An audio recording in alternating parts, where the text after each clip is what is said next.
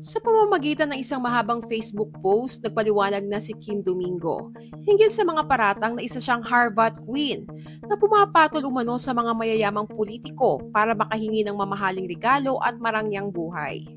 Matatanda ang umani ng matinding ingay sa social media ang sunod-sunod na blind item at pasaring ni Zian Gaza tungkol sa isang sexy actress na umano'y may relasyon sa isang mayamang politiko.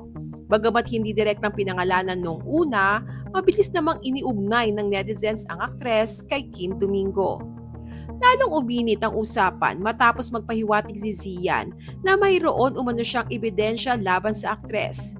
Kabilang na raw ang video nito kasama ang isang lalaking iniuugnay sa isang politiko mula sa Davao Occidental.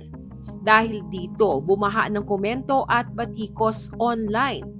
May ilang netizens pa na tinawag si Kim na third party at kabit kahit wala namang konkretong patunay na inilalabas sa publiko.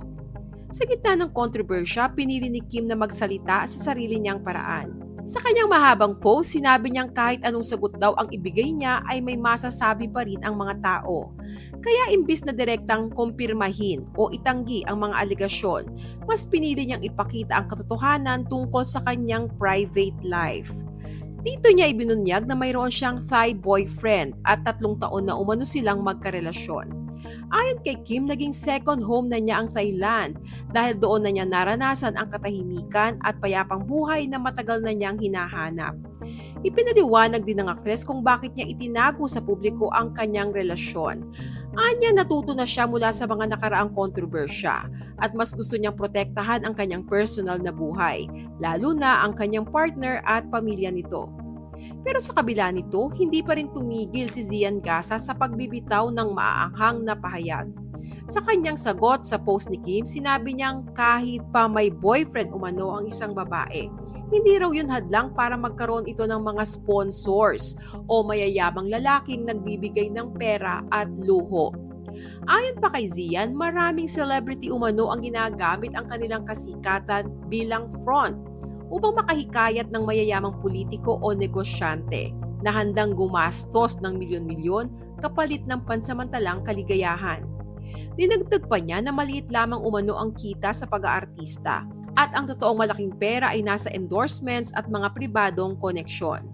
Sa sagot ni Kim, sinabi niyang pinapatawad na niya ang lahat ng nanghusga, bumatikos at humila sa kanya pababa na karamihan ay mga kapwa pa niya babae.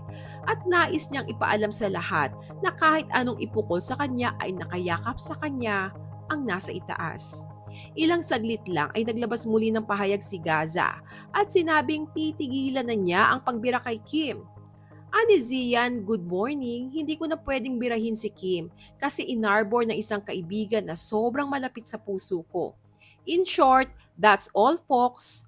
Sobrang lakas ng tao na yun sa akin eh. So balik tayo kay Jake Cuenca. Ang tanong ngayon, kanino kayo naniniwala? Kay Kim Domingo o kay Zian Gaza? Share your comments below.